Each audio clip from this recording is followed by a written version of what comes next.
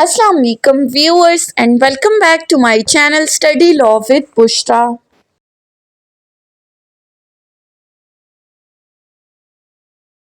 So in today's video we are going to discuss the topic of Lahore Resolution 1940. But before starting the discussion, I request you all to please subscribe to my channel and don't forget to press the bell icon for latest updates. Do share this video with your friends and don't forget to comment your feedback. So let's move towards the discussion. Lahore resolution 1940 जिसको पाकिस्तान का Magna carta कहा जाता है, जिस तरह Magna carta ने 1215 में England के अंदर फाउंडेशन राइट्स इस्टेब्लिश किए थे, इसी तरह लाहौर रेजोल्यूशन के अंदर मुसलमानों ने अपने लिए सेपरेट होमलैंड की डिमांड की थी। इस वजह से इसको पाकिस्तान का मैग्ना कार्टा कहा जाता है। क्यों डिमांड की थी कि जो 1935 का इंडियन एक्ट था जो ब्रिटिश पार्लियामेंट ने पास किया था वो मुसलमानों को किसी तौर भी सेटिस्फाई नहीं कर सका। फिर उसके बाद कांग्रेस की जो हुकूमत आई उसने मुसलमानों के इस खौफ को हकीकत में तब्दील कर दिया, जिसके बाद मार्च 1940 के अंदर लाहौर पार्क के अंदर एक रेजोल्यूशन पास की गई जिसने हिस्ट्री को पूरी तरह से चेंज करके रख दिया। ये था टोटल क्रक्स लाहौर रेजोल्यूशन 1940 का। अब देखते हैं कि इसका पसे मंजर क्या था, सेपरेट होमलैंड की डिमांड क्यों की थी। हमने दो बातें की कि कांग्रेस रूल ने सेटिस्फाई नहीं किया और इंडिया एक्ट जो है वो सेटिस्फाई नहीं कर सका। तो हुआ क्या कि 1935 के अंदर ब्रिटिश ने एक कॉन्स्टिट्यूशनल फ्रेमवर्क दिया जिसने हिंदू मुस्लिम इश्यूज को रिजॉल्व करने में नाकाम हो गया। अब 1935 का इंडियन एक्ट क्या है वो हम अपनी पिछली वीडियो में डिस्कस कर चुके हैं, जिसमें हमने सारे की फीचर्स को डिस्कस किया था कि इसके अंदर मुसलमानों के लिए क्या चीज़ नाकाबिले कबूल थी, वो आप जाके देख सकते हैं। दूसरी बात, हमने कांग्रेस की हुकूमत की बात की तो कांग्रेस रूल कब से कब तक था, 1937 से 1939 तक कांग्रेस ने हुकूमत की। अब ये कहानी स्टार्ट कहाँ से होती है, 1935 का इंडियन एक्ट आने के बाद ब्रिटिशर्स ने कहा कि हम इंडिया में इलेक्शंस करवाएंगे, यानी कि अब लोग वोट देंगे और जो जीतेगा वही अपनी गवर्नमेंट बनाएगा। तो फिर क्या हुआ कि 1937 के अंदर इलेक्शंस हुए जिसमें इंडियन नेशनल कांग्रेस ने मेजॉरिटी वोट्स के साथ इस जीत को अपने हिस्से में डाल दिया, यानी कि इंडियन नेशनल कांग्रेस क्या हुई, वो जीत गई और उसने मिनिस्ट्रीज बना दी। जबकि इसके मुकाबले में जो ऑल इंडिया मुस्लिम लीग थी वो कमज़ोर रही, वो ज़्यादा वोट हासिल नहीं कर सकी और हुकूमत नहीं बना सकी। इंडियन नेशनल कांग्रेस ने जीतने के बाद 7 सूबों के अंदर जो है वो अपनी गवर्नमेंट बना ली थी। अब यहाँ से असल चीज़ जो है वो स्टार्ट होती है। जैसे ही इंडिया की हुकूमत आई तो मुसलमानों ने ये देखा कि कांग्रेस के पास अब पावर आई है तो वो क्या क्या चीज़ें कर रही है, यानी कि मुसलमानों की इस हुकूमत से क्या क्या शिकायतें थी, कांग्रेस क्या क्या कर रही थी। पहली चीज़, इंडिया ने वंदे मातरम एक नेशनल सॉन्ग जो है वो रिलीज़ किया जो कि भारत माता के लिए यूज़ हो रहा था, यानी कि इस सॉन्ग को स्कूल और ऑफिशियल इवेंट्स में जो है वो प्रमोट किया जाने लगा।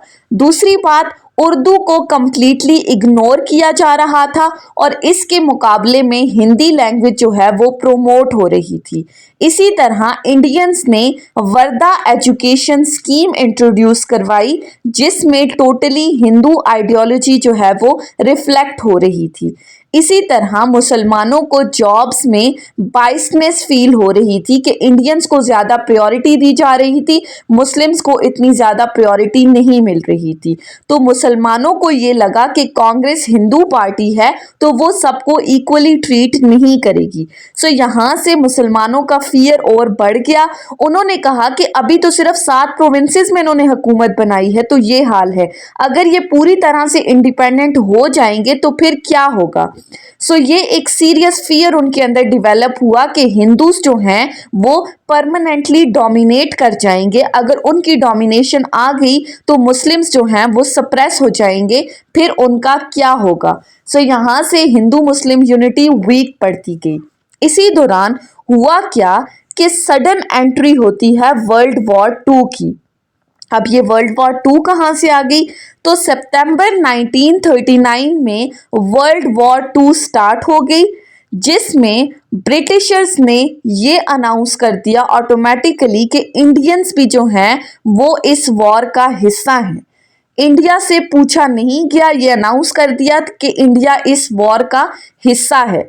तो इसके ऊपर फिर कांग्रेस ने अपना क्या रिएक्शन दिया, उन्होंने अपनी गवर्नमेंट से जो है वो रिजाइन कर दिया, इस्तीफा दे दिया। यानी कि 7 सूबों में कांग्रेस ने जो गवर्नमेंट बनाई थी उन्होंने वो गवर्नमेंट छोड़ दी।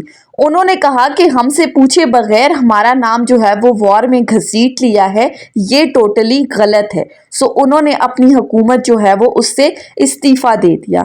ये एक बहुत ही इम्पॉर्टेंट पॉइंट था। किस तरह से यहाँ से ऑल इंडिया मुस्लिम लीग ने इस पर अपना रिएक्शन दिया। उन्होंने कहा कि शुक्र है कि कांग्रेस की हुकूमत जो है वो ख़त्म हो चुकी है। इस दिन को मुसलमानों ने यौम निजात के तौर पर मनाया, जिसको डे ऑफ डिलीवरेंस भी कहते हैं, क्योंकि वो कांग्रेस की हुकूमत से बहुत ज़्यादा तंग थे। सो 22 दिसंबर 1939 को ऑल इंडिया मुस्लिम लीग ने यौम निजात के तौर पर इस दिन को मनाया कि कांग्रेस की हुकूमत ख़त्म हो चुकी है।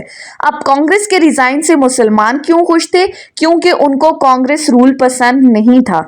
इसका इम्पैक्ट क्या हुआ कि मुसलमान और भी कन्विंस्ड हो गए कि अब हम कांग्रेस के साथ जो है वो गुजारा नहीं कर सकते।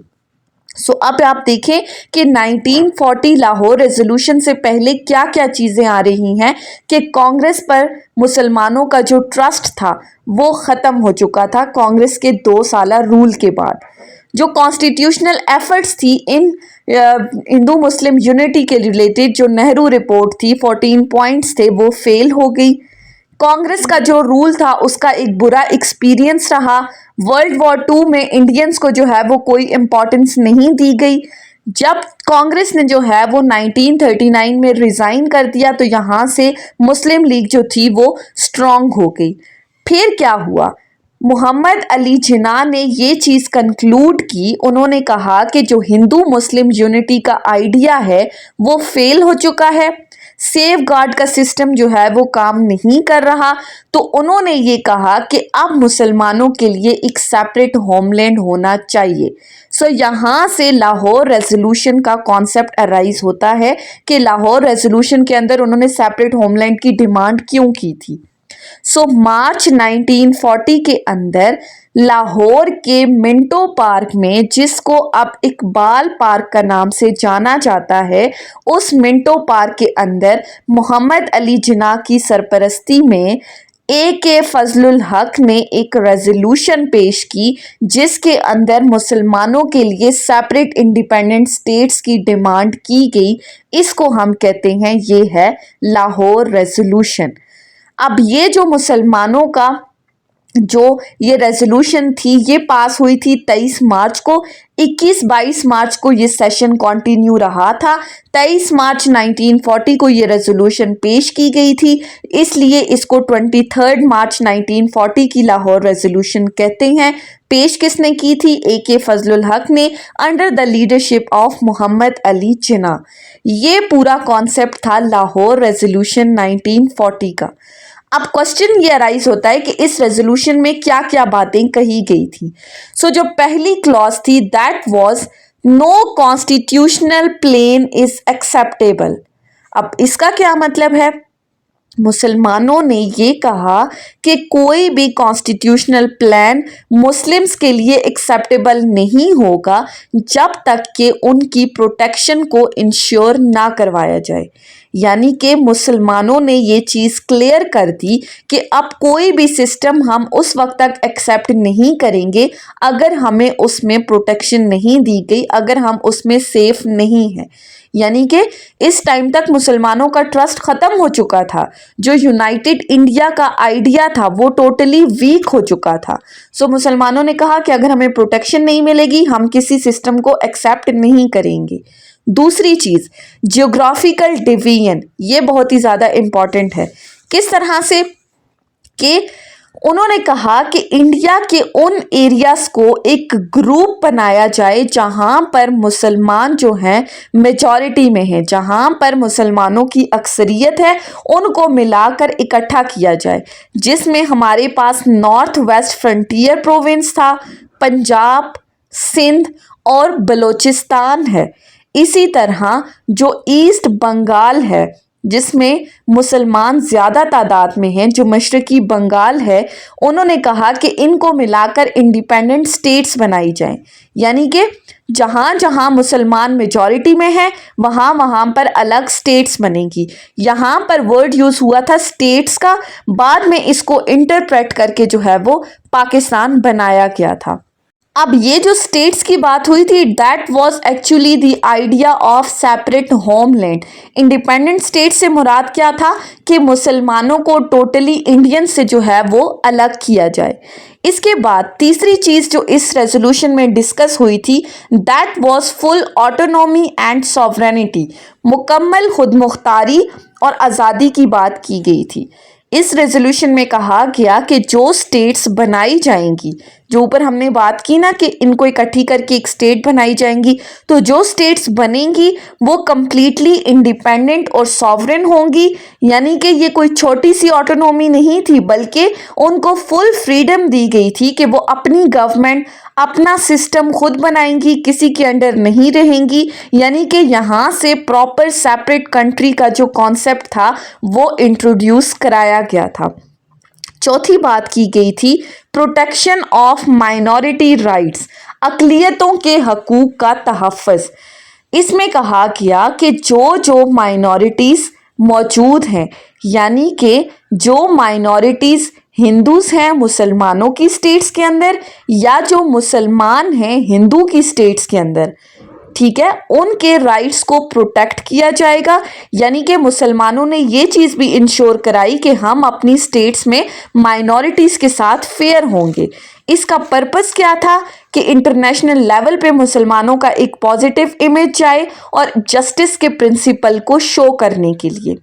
یعنی کہ اس پوری ریزولوشن کے اندر کہیں بھی ورڈ پاکستان یوز نہیں ہوا، لیکن بعد میں اسے پاکستان ریزولوشن کہا گیا کیونکہ اسی سیپریٹ ہوم لینڈ کی ڈیمانڈ کرنے کے بعد 7 سال بعد 1947 میں پاکستان کو جو ہے وہ آزادی ملی تھی۔ اب ان کلازز نے کیا چیز اسٹیبلش کی کہ یونائٹڈ انڈیا کا کانسیپٹ ٹوٹلی فیل ہو گیا، سیپریٹ مسلم سٹیٹس کا ڈیمانڈ جو ہے وہ آ گیا، اور 2 نیشن تھیوری جو ہے وہ پریکٹیکلی ڈیمانڈ بن گئی، جو سر سید احمد خان نے 2 قومی نظریہ دیا تھا کہ مسلمان اور ہندو 2 الگ الگ قومیں ہیں، اس کی پریکٹیکل جو ہے وہ انشورنس ہو گئی۔ سو ہم یہ کہہ سکتے ہیں کہ لاہور ریزولوشن 1940 میں مسلم میجورٹی ایریاز آف انڈیا میں سوورن سٹیٹس کی ڈیمانڈ کی گئی، یونائٹڈ کانسٹیٹیوشن کا آئیڈیا ریجیکٹ ہو گیا، مائنورٹیز کے رائٹس کو سیو گارڈ کیا گیا، اور بعد میں اسی لاہور ریزولوشن نے پاکستان کی بننے کی بنیاد جو ہے وہ رکھی تھی۔ سو ہم سمپلی یہ کہہ سکتے ہیں کہ لاہور ریزولوشن نے یہ کہا کہ مسلمان الگ نیشن ہے، اس لیے جہاں وہ میجورٹی میں ہیں وہاں ان کی اپنی انڈیپینڈنٹ سٹیٹس ہونی چاہیے۔